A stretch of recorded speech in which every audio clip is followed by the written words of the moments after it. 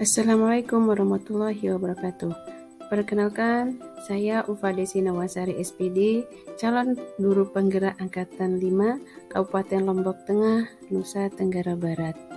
Di video kali ini, saya akan menyampaikan tugas 1.1A8, yaitu tentang koneksi antar materi, kesimpulan dan refleksi pemikiran Ki Hajar Dewantara. Nah, Bapak Ibu, di kesempatan kali ini, saya akan merefleksi diri saya melalui 3 pertanyaan. Yang pertama, apa yang saya percaya tentang murid dan pembelajaran di kelas sebelum saya mempelajari modul 1.1? Yang kedua, apa yang berubah dari pemikiran atau perilaku saya setelah mempelajari modul ini?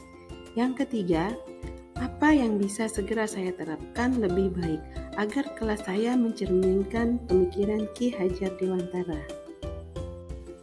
Saya percaya tentang murid dan pembelajaran di kelas sebelum saya mempelajari modul 1.1 bahwa yang pertama, pembelajaran lebih berpusat pada guru atau teacher center. Di sini, peran saya sebagai guru lebih dominan dibandingkan dengan siswa. Seringkali kita merasa lelah ketika menjelaskan sebuah materi kepada peserta didik kita. Hal ini menandakan bahwa kita itu lebih dominan di kelas dibandingkan dengan peserta didik kita. Yang kedua, peserta didik kurang aktif dan kurang motivasi dalam proses pembelajaran. Ini sering sekali saya rasakan ketika dalam proses pembelajaran, saya sering merasa suasana kelas itu menjadi diam setelah saya menjelaskan. Setelah itu, saya bertanya, apakah ada pertanyaan? Apakah ada yang belum dimengerti? Mereka hanya diam, dan itu ada 2 kemungkinan. Yang pertama, anak itu sudah paham dengan apa yang kita jelaskan. Tapi kemungkinan yang kedua ini, anak itu belum paham sama sekali, bahkan mereka tidak tahu mereka itu harus bertanya apa. Yang ketiga, pencapaian materi dalam KKM. Di sini saya sering lupa bahwa ternyata pembelajaran itu tidak hanya berpusat atau berfokus pada transfer ilmu saja.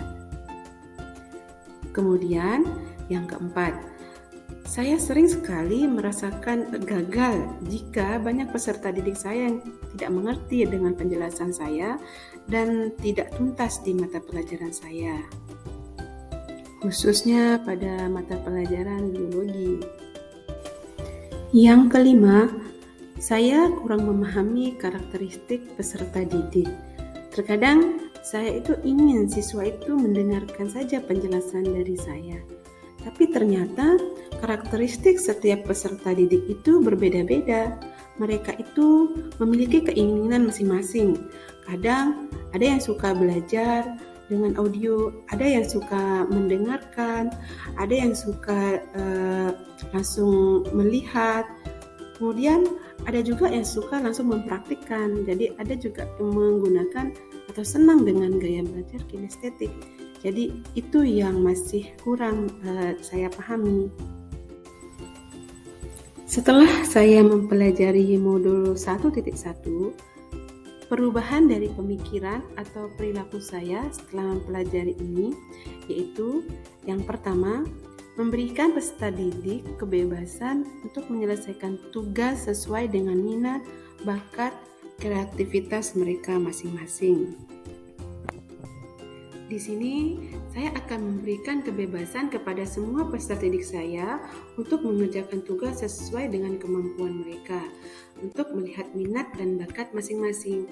Karena mungkin saja pada anak itu ada yang suka sekali dengan bercerita, ada yang suka sekali untuk menjelaskan langsung dengan video, kemudian ada yang suka mencatat.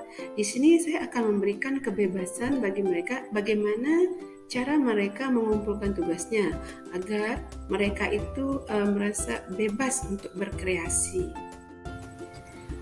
Yang kedua, pembelajaran berpusat pada peserta didik atau student center.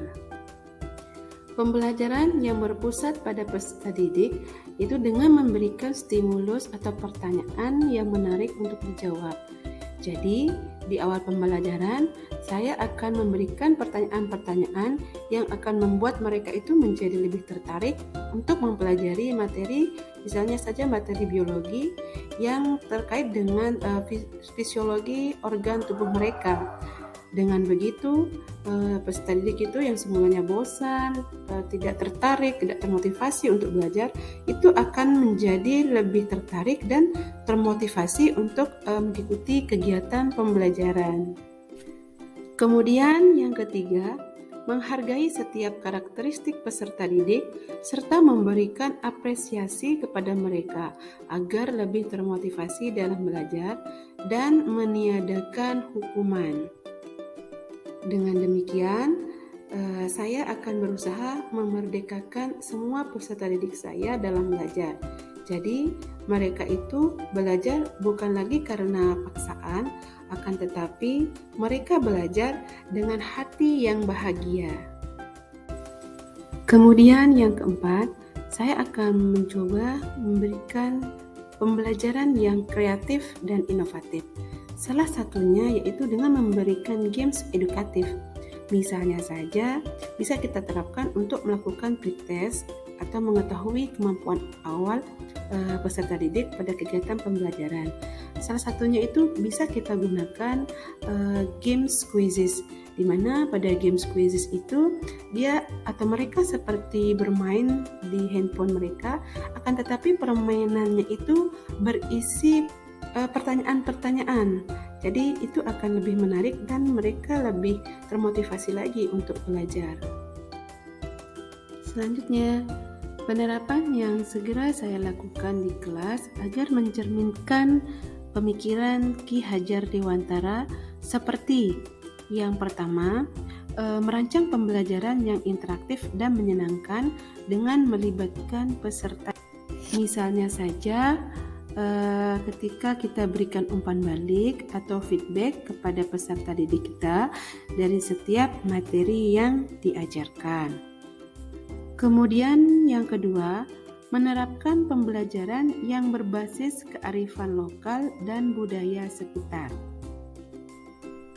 Hal ini penting sekali ya untuk peserta didik kita saat ini. Apalagi dengan adanya ilmu pengetahuan dan teknologi yang banyak, kemudian anak-anak itu sudah melupakan atau tidak mengingat nilai-nilai budayanya. Nah, di sini kita bisa memberikan penerapan materi kita terkait dengan kearifan lokal dan budaya di daerah masing-masing. Karena saya berada di Kabupaten Lombok Tengah, saya akan menyelipkan pada materi pembelajaran saya, itu pembelajaran biologi tentang nyale pada pembelajaran kelas 10, supaya mereka tahu tentang nyale dan mereka mengenal tentang tradisi bahu nyale. Kemudian yang ketiga, menerapkan konsep merdeka belajar dan mengintegrasikan setiap pembelajaran dengan profil belajar Pancasila. Seperti yang sudah kita ketahui, profil belajar Pancasila itu diantaranya yang pertama, beriman dan bertakwa kepada Tuhan Yang Maha Esa, kemudian berakhlak mulia, bergotong royong, mandiri, kreatif, dan berpikir kritis. Dalam hal ini, saya akan merancang proses pembelajaran saya agar mencerminkan konsep merdeka belajar, agar mereka bisa muncul ide-ide kreatif dan inovatif dari peserta didik kita. Kemudian, pembelajaran juga mengutamakan aspek budi pekerti.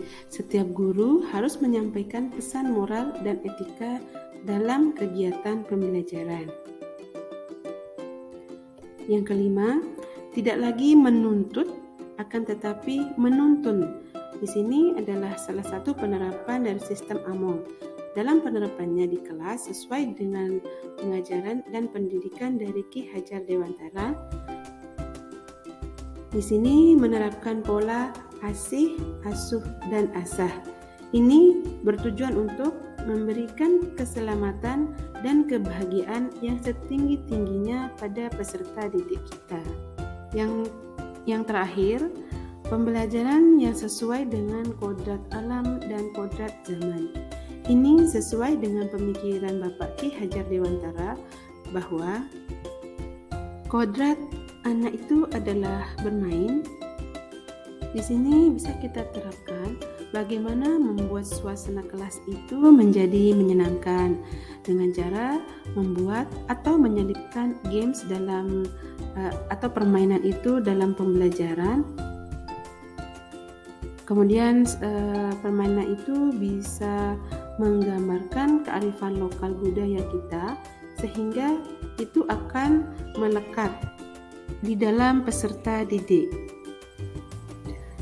Kesimpulan yang ingin saya sampaikan di kali ini, yang pertama, ada banyak hal dasar pemikiran Ki Hajar Dewantara yang sangat baik dan harus segera diterapkan dalam proses pembelajaran di kelas maupun di sekolah.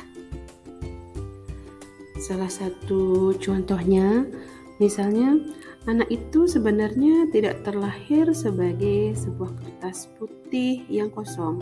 Lalu kita sebagai guru yang akan mewarnai atau menggambar pada kertas tersebut.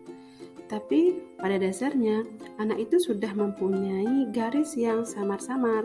Tinggal bagaimana kita menuntun garis-garis itu menjadi lebih jelas sesuai dengan minat, bakat, dan keunikan serta keistimewaan mereka. Kemudian yang kedua, pendidikan itu tidak hanya tentang menuntut ilmu saja, akan tetapi kita juga harus memberikan suri teladan yang baik untuk menuntun mereka agar mereka memiliki profil belajar Pancasila dan berbudi pekerti seperti apa yang dikatakan oleh Bapak Ki Hajar Dewantara. Pada sejatinya, pendidikan itu memuliakan anak. Nah, Bapak dan Ibu guru sekalian yang berbahagia, demikianlah pemaparan materi saya tentang koneksi antar materi pemikiran filosofi Ki Hajar Dewantara. Terima kasih bagi yang sudah menonton video ini dari awal sampai akhir. Saya mohon maaf apabila ada salah kata. Saya akhiri dengan ucapan wassalamualaikum warahmatullahi wabarakatuh. Salam bahagia, salam belajar, salam guru penggerak.